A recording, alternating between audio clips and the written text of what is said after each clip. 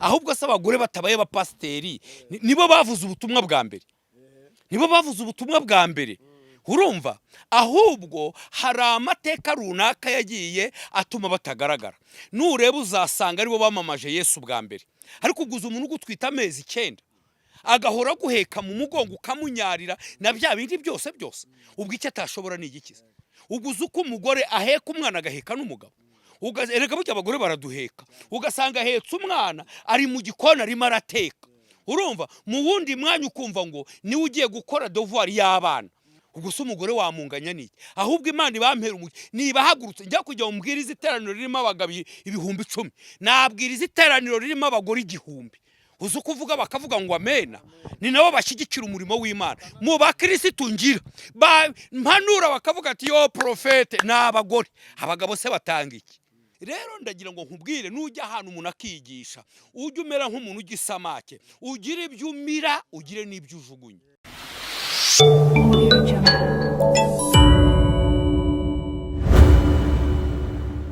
Nkwaye ikaze kandi mbonereho no kugusuhuza aho uri hose mu bihugu bye bitandukanye. Nizere ko umeze neza cyane n'Umutako TV utatswe n'ibyiza. Nizere ko kanamaze kwanda subscribe, like, share ndetse na comment aho uri hose muri rusange.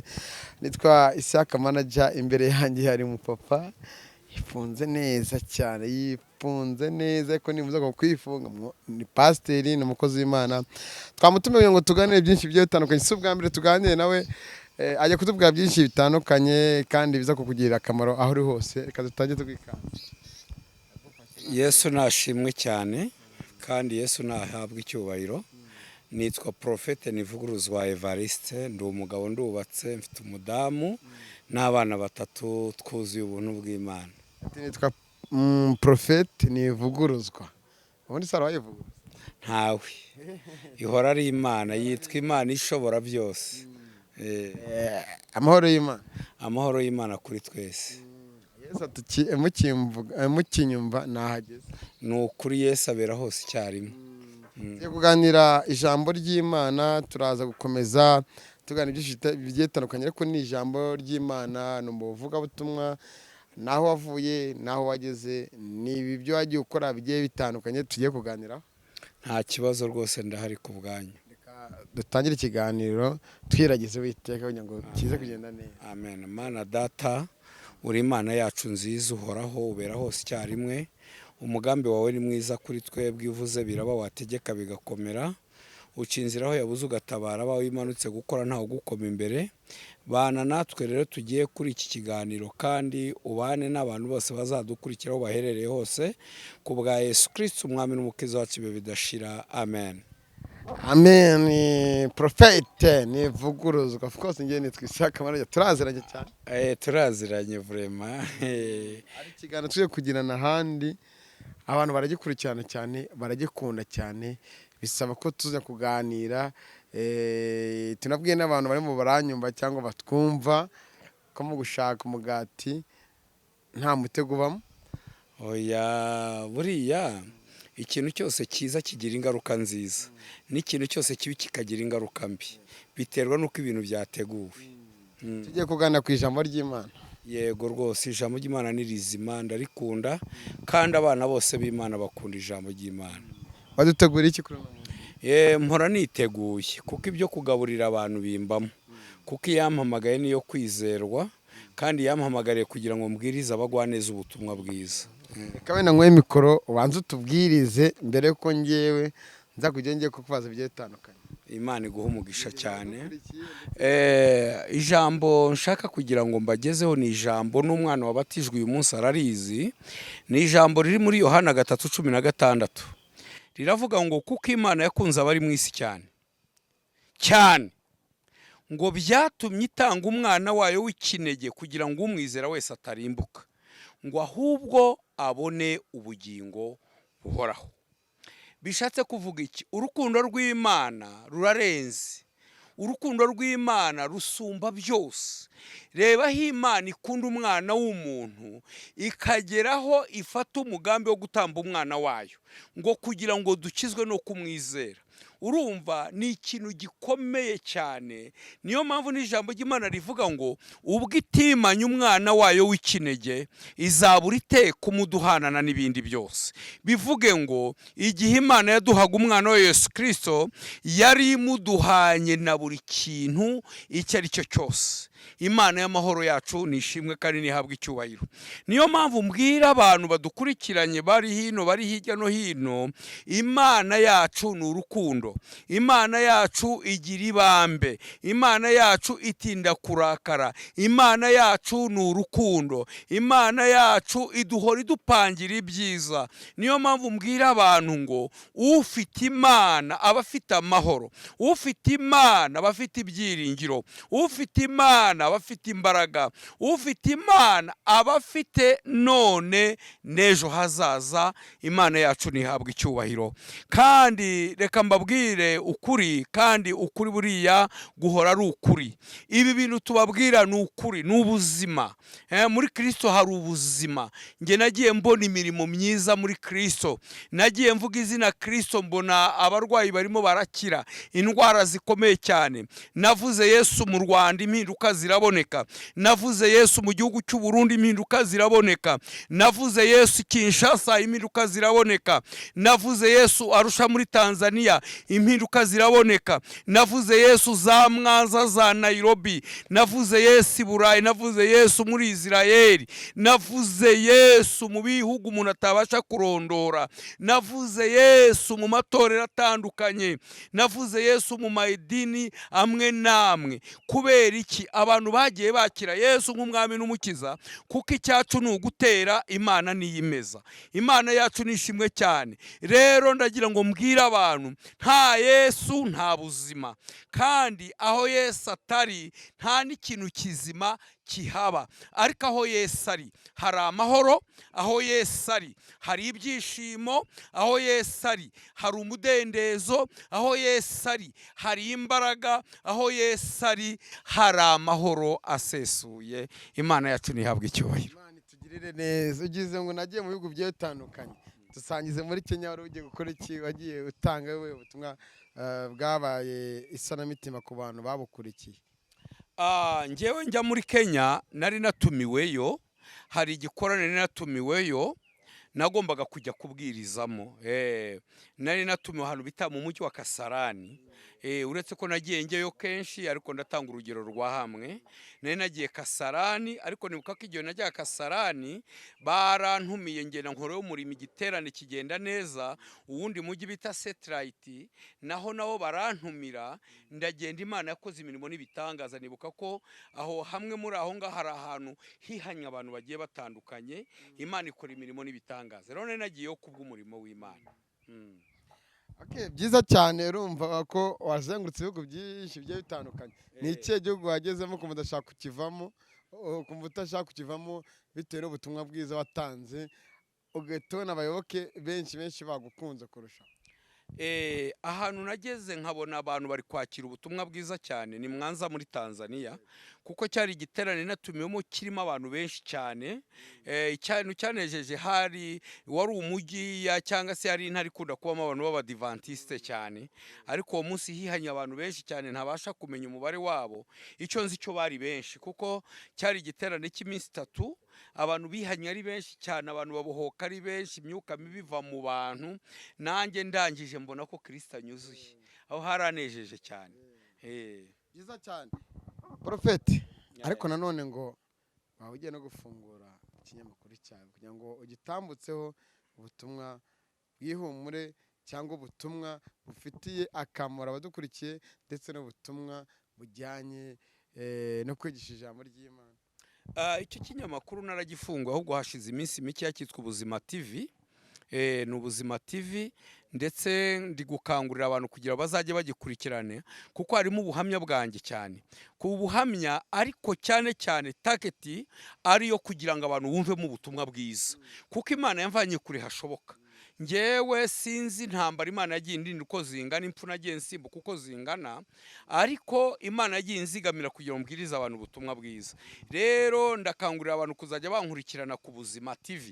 hari byinshi bazungukiramo. Ntangiye vuba, ntangiriye kugenamo abantu ubuhamya, kuko hari n'umuntu wampamagara mu gihugu kimwe arambwira ati nkimara kumva uburyo Imana yakurizemo n'aho Imana yagukuye, ati numvaga ko kubaho ntacyo bikimariye. Ariko akimara gukurikirana yarampamagaye, icyo gihe naramusengeye, arambwira ati njye numvaga kwiyahura aricyo kintu cyari kindi imbere, atari ko mbonye yuko ubuzima bujye bugikomeza.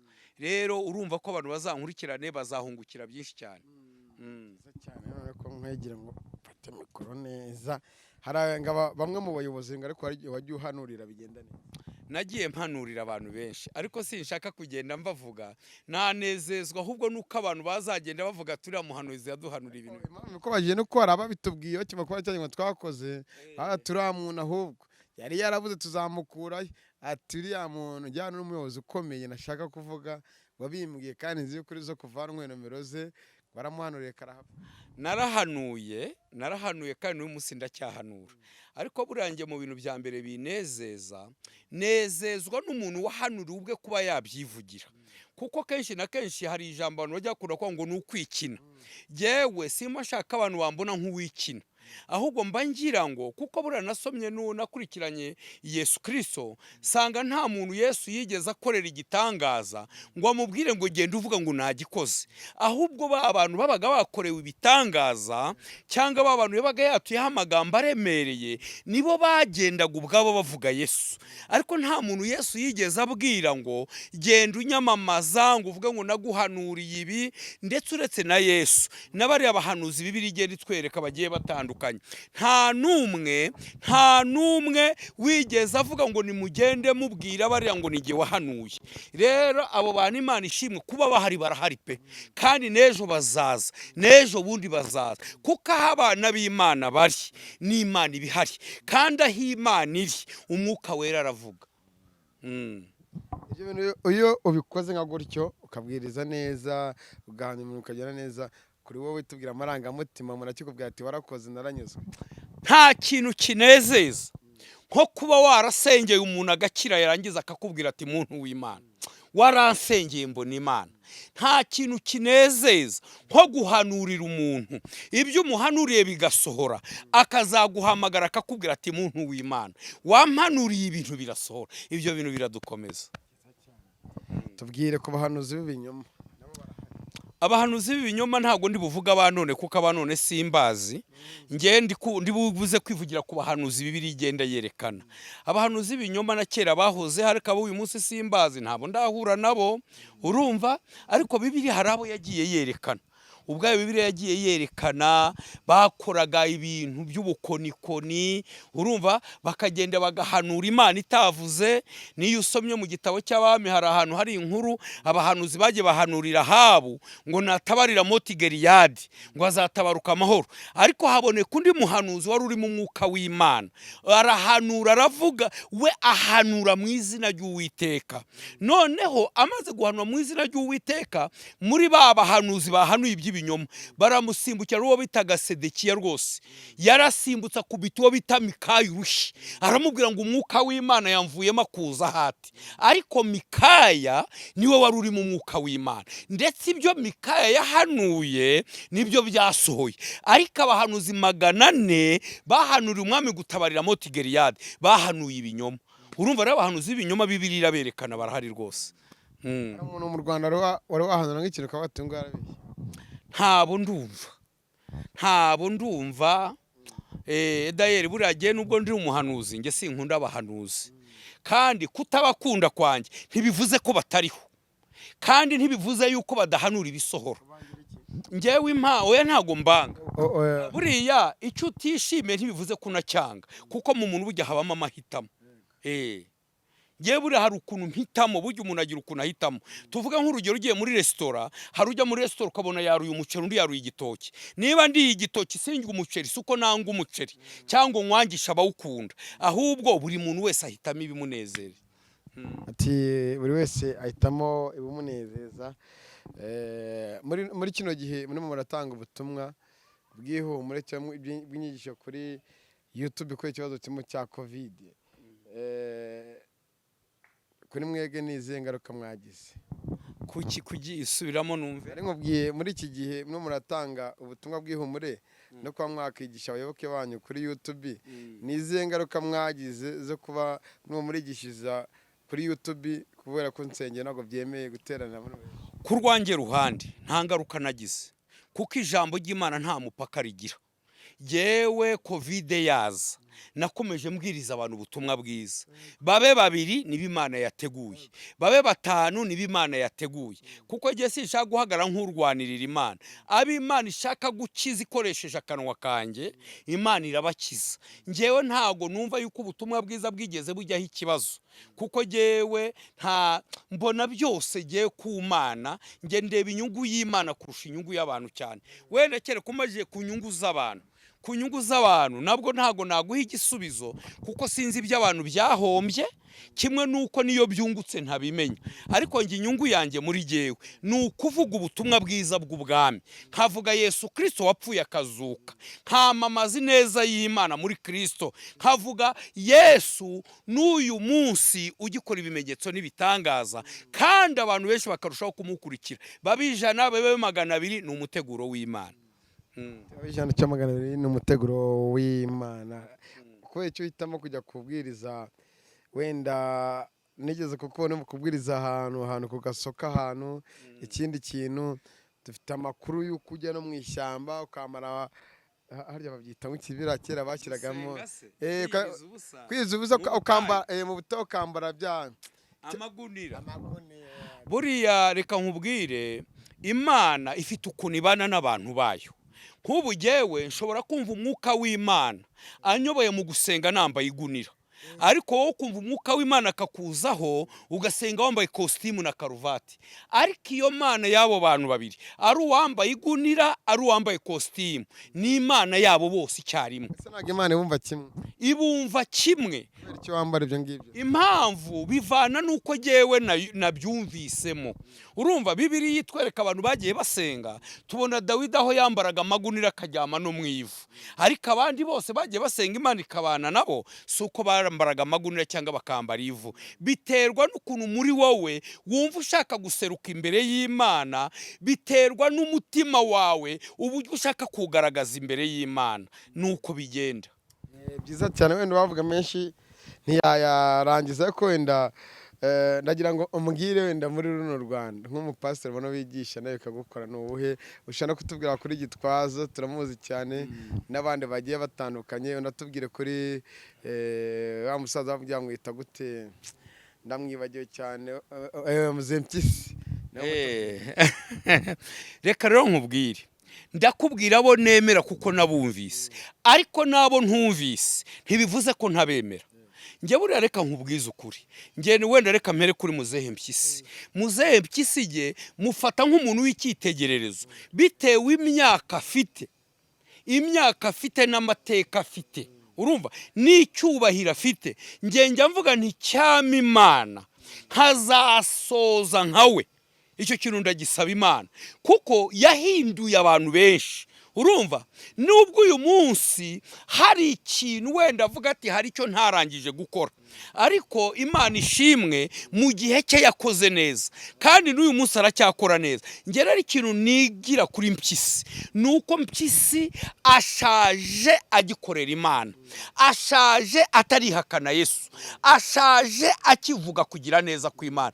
Ahubwo icyama nanjye nkazarama n'imyaka aramye, ikindi nkazagera mu myaka afite ntaracumbwaho n'umwotsi. Ku bigendanye na Apotre Gitwaza, Apotre Gitwaza yahinduye isi. Urumva benshi muri twebwe twigisha tugera ikirenge muke, twigana n'utujeste twe. Urumva hari nubwo twifuza kuvuga nkawe, kubera ko akurikiranwa n'abantu benshi. Urumva ahantu ari akantu ntumva neza, ntanumvishe ngo yahinduye isi. Yahinduye gute se n'Imana cyangwa yahinduye? Nkubwire, jewe ntago ndabona Imana ku maso, Imana nyibonera mu bantu, ndayemera cyane. Urumva kuko Imana yarabakoresheje, abantu benshi barakizwa. haba mu Rwanda, uva mu Rwanda ukumva Apotre Gitwaza, wagera i Burayi ukumva Apotre Gitwaza, wagera muri Amerika ukumva Apotre Gitwaza, ndetse hari naho tumwumva tutaragera, kuko aho yageze henshi ntiturahagera. Naho Imana yamukoresheje, ubu uyu munsi turi gusenga ngo niba Imana inabidushimiye idufashe natwe tugereyo. Urumva rero yahinduye isi, urumva yahinduye isi, kandi aracyakomeje n'umurimo w'Imana, kuko umwuka w'Imana aracyakorera muri we. batubwire ari mudamu abapasiteri Madamu nta n'umuntu ngereka nkubwiza ukuri, ahubwo se abagore batabaye abapasiteri nibo bavuze ubutumwa bwa mbere, nibo bavuze ubutumwa bwa mbere. Urumva, ahubwo hari amateka runaka yagiye atuma batagaragara. Nureba uzasanga aribo bamamaje Yesu bwa mbere. Uzasanga Bibiliya yerekana ahantu Yesu, umugore umwe w'umusamariyakazi yagiye ngo asiga ikibindi. Urumva, yasize ikibindi cye. Urumva, yari yaje gushaka amazi yari ayakeneye, ariko ahuye n'umugabo Yesu aramwizera. Yesu akora ku mutima we, asiga cya kibindi, ajya mu mudugudu kubwiriza abantu ubutumwa bwiza, ati nimuze murebe umuntu wamenye ibiri mu mutima wanjye byose. Urumva, uwo mugore atari yabwirije ubutumwa bwiza. Mariya Magadalene niwe mugore waje abwira abigishwa ba Yesu ko Yesu yazutse. Byumvikane ko niwe Yesu yabonekeye bwa mbere. Urumva, ikindi tubona ministeri y'abagore bari barishyize hamwe, bashyigikiraga ubutumwa Yesu yavugaga. Luka 8. Urumva, uhasanga abagore bari barishyize hamwe. None rero ikibazo kiriho uyu munsi, ushobora kwibaza, abantu benshi bakibaza, hari n'abantu bajya bavuga ngo umugore ntakwiriye kuba pasiteri, ngo abakobwa ntibakwiriye kuba pasiteri. Imana ntago irobanura abantu ku butoni. Urumva, Imana ntirobanura abantu ku butoni, ikoresha abagabo, ikoresha abagore, ikoresha abasore, igakoresha n'abakobwa. Rero reka nkubwize ukuri, abagore bakwiriye kuba abapasiteri ndetse bakarushaho. Urumva, ariko kuguza umugore ugenda n'umwana amezi 9 mu nda, nshushanye yananirwa kuyobora itorero, gusa birashoboka. Urumva, ni umutima w'urugo. Umuntu ubura mu rugo, urugo rugahungabana. Erega mu gitorero ni urugo, itorero ni urugo. Urumva, buriya niyo mpamvu abagore nibitinyuka bahaguruka bakora umurimo w'Imana, bavuga ubutumwa bwiza. Urumva, bavuga ubutumwa bwiza. Imana ni igitangaza. Bagomba no kwiyumva, bakamenya yuko ibihe byahindutse. Hari amateka yari yaragiye abicaza, ariko bamenye yuko nta amateka, ntago ari Imana yabicaje. Harageze rero ngo bahaguruke bavuga ubutumwa bwiza. Harageze ngo bahindure isi, bavuge impano y'Imana iri muri bo niyake, nikore. Nibahaguruke bamere nka ba Debora. Debora wahagurutse, ba Debora barabacamanza. Debora ari umucamanza mu Bisirayeli. Debora yari umuhanuzi ukomeye cyane. Debora yari indwanyi. Urumva, uyu munsi rero hari ibintu abagore bakwiriye kwiyambura bakagaragara neza. None se ubu turacyari muri bya bihe bya kera bavuga ngo umugore nagihe naramera ubwanwa. Ibintu byarahindutse. Icyo cyari ikinyoma cy'icyo gihe, ariko uyu munsi nibamenye yuko kwa bari ihene bidatuma ubwanwa buza, kandi bunaza biramaze. Niba nabumera biramaze, ntacyo bitwaye. Urumva, n'amapataro barayambara, ntacyo bitwaye. Urumva, cyari kizira kikaza kwa ipantaro. Ni ibintu abantu bari barubatse, ni ibintu bari barubatse. Imana idufashe tugire neza. Ariko uguza umuntu ugutwita amezi 9 agahora guheka mu mugongo ukamunyarira na bya bindi byose, ubwo icyo atashobora ni igikiza. Uguza uko umugore aheka umwana agaheka n'umugabo. Erega burya abagore baraduheka, ugasanga ahetse umwana ari mu gikona arimo arateka. Urumva, mu wundi mwanya ukumva ngo niwe ugiye gukora devoir y'abana. Urumva, arimo arafura. Urumva, mu wundi mwanya ugasanga niwe ufite kwihangana. Urumva, buriya ndagira ngo nkubwire, umugore nge sinabuze izina namwita, ni umuntu ukomeye cyane. Ariko uzi uko abanyarwanda baca umugani ngo kurusha umugore akurusha urugo. Ubwo se umugore wamunganya niki? Ahubwo Imana ibampera niba hagurutse njya kujya umbwiriza iteraniro ririmo abagabo 10,000, nabwiriza iteraniro ririmo abagore 1,000. Uzi uko uvuga bakavuga ngo amena. Ni nabo bashyigikira umurimo w'Imana. Mu bakristo ngira mpanura bakavuga ati yo profete n'abagore. Abagabo se batanga iki? Reka abagabo na reka. Abagabo barifata n'amatora. Barifata nyine. None se ntunabizi igihe Yesu igitero cyamufataga, babandi yatoranyije se ntibirutse?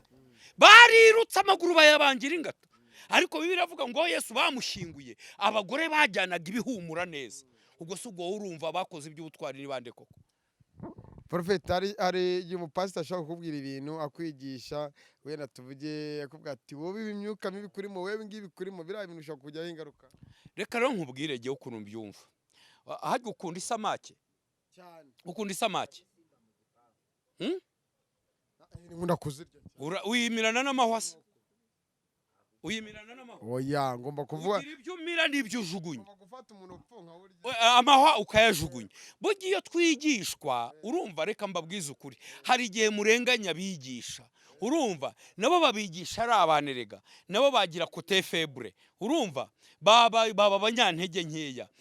Hari igihe tuba bigisha hakaba naho tugera tukaba bigishwa, urumva. Nk'ubu jyewe nshobora, hari ahantu ngera nkigisha abantu Imana igakora ibitangaza, ariko hakaba hari ahantu ngera nkumva nkwiriye kuba umwigishwa. Duhora twigishwa rero, urumva. Rero ndagira ngo nkubwire, nujya ahantu umuntu akigisha, ujye umera nk'umuntu ujya isamake, ugire ibyo umira, ugire n'ibyo ujugunya. Wenda turimo turigerera ku musozo w'ikiganiro, urabizi tuzajya duhora tubonana, ariko utubwire uburyo ubona hano hanze urubyiruko rwacu. Abenshi ntabwo bakijya gusenga, abenshi barimo bajyana n'isi, abenshi abakobwa bacu ngo barimo barasharinga, abandi ngo za pasi n'ibiki n'ibiki. Ugire ubutumwa bagenera. Njyewe mbere yuko mbaho ubutumwa hari icyo nshaka kubavugaho. Burya nta ngoma itagira bubu. Igihe cyose hahoraho kera. Kera hahozeho, kera byagendaga gutya kera. N'uyu munsi nawe hari abakubona bakabona uri umwana, ariko nawe hari abo ubona ukabona ari abana, ukavuga ati kera mu gihe cyacu. Ibyo bibaho, urabizi. Aburuta bose hari icyo ushaka kubereka, hari imyitwarire ugomba kubereka bitewe n'igihe wowe wavukiye. Rero ikintu mbwira abasore b'iki gihe, jye mbabwize ukuri, reka mbabwire, nibemere bigire ku birenge by'abababanjirije.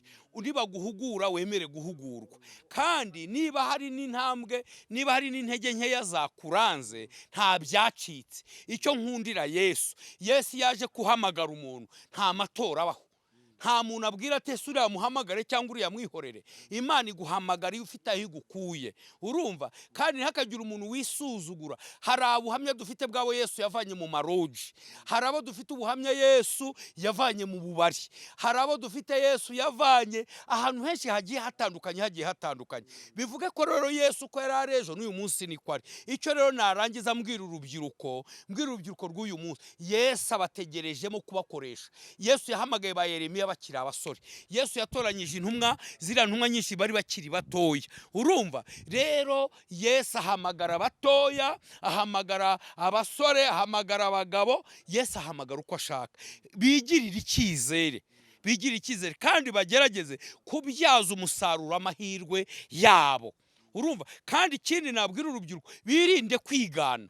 Kuko kenshi na kenshi hari ahantu mperutse kujya gusengera ku musozi, numva njye umwuka w'Imana njyanyeyo, ariko nsanga ngo hari abahamaze amezi 4 ngo 7. Ndavuga ariko muramara icyaha iyo Mana mumaze amezi 7 itabumva, ubundi murasenga. Rero ugasanga benshi ni urubyiruko, urumva. Ugasanga hari urubyiruko rwanga gukora ubuyedi, rwanga gukora ubufundi, ngo barize. Imana ntahitagukura, nta nahitakugeza. Icyo mbwira urubyiruko, ntihagire akazi basuzugura. Akazi kose kabi guhesha keza. Kadusoze. Amina. Ababwirije rega burya kuvuga menshi ntago ariko kwamara, kandi wumva abayumvise. Yego, uwumva abayumvishije kabisa, kandi bemere kumvira umuhamagaro, bemere kumvira umwuka ubinginga, ijwi ribinginga ribahamagara, bemere kumvira, kuko Imana ni nziza, kandi Imana idufiteho umugambi w'ibyiza, haba mu gihe cya none cyangwa mu gihe kizaza. Bumvise cyane, ka tugushimire. Nimba nta kintu burenzeho, ntago nashatse kukubaza ku bindi, wenda hatagira uvuga ngo yamvuze cyangwa iki. Nimba nta kintu warenzaho, icyo kuvuga nticyabura, bitewe n'igihe dusohoyemo. Ubu hari abantu bari kumva ngo ibirunga biri kuruka, ngo imitingito hirya no hino, ngo ibyorezo hirya no hino, ngo Yesu ngo karabaye, ngo umunsi w'imperuka wageze. Nibahumure.